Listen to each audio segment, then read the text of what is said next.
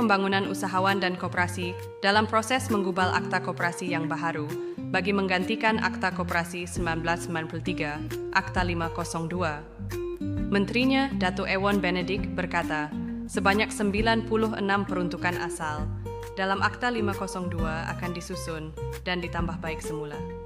Dianggarkan sebanyak 200 peruntukan baharu akan dimasukkan dalam akta berkenaan. Beliau berkata, pindaan-pindaan itu dibuat bagi memperkukuhkan elemen pengawal seliaan dan memastikan perundangan koperasi kekal relevan dengan persekitaran ekonomi semasa. Menurut Ewon, cadangan penggubalan akta koperasi baharu antaranya ialah memperkasakan gerakan koperasi dengan meliberalisasikan perundangan dan memperkasakan pengawal seliaan koperasi. Katanya, akta sedia ada dibuat lebih 30 tahun yang lalu dan tidak ada pindaan sehingga hari ini.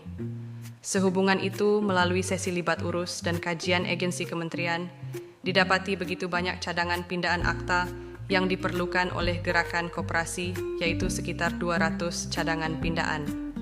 Ewon berkata, sesi libat urus bersama koperasi-koperasi akan diperbanyakkan untuk mendengar cadangan draft awal rang undang-undang RUU koperasi sebelum diangkat ke Parlimen untuk proses penggubalan dan pewartaan pada tahun depan dan dijangka dikuatkuasakan tahun 2026.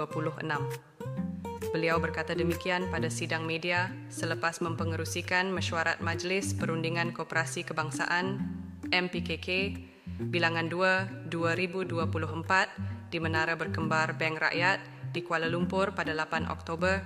Hadir sama Timbalan Menteri Pembangunan Usahawan dan Koperasi Datuk Seri Ramanan Ramakrishnan, Ketua Setiausaha KUSKOP, Datuk Seri Khairul Zaimi Daud, Ketua Pegawai Eksekutif SKM, Datuk Rusli Jaafar, Pengurusan Tertinggi KUSKOP, Ketua-Ketua Agensi KUSKOP, dan Ahli Majlis yang terdiri daripada 35 orang Wakil Exco Kerajaan Negeri yang memegang portfolio koperasi, Wakil Gerakan Koperasi, Wakil Akademik, dan Wakil Industri. Mengenai mesyuarat itu, Ewon berkata, ia memberi fokus kepada hala tuju pembangunan gerakan koperasi negara dan mempertingkatkan kerjasama antara kerajaan persekutuan dengan kerajaan negeri.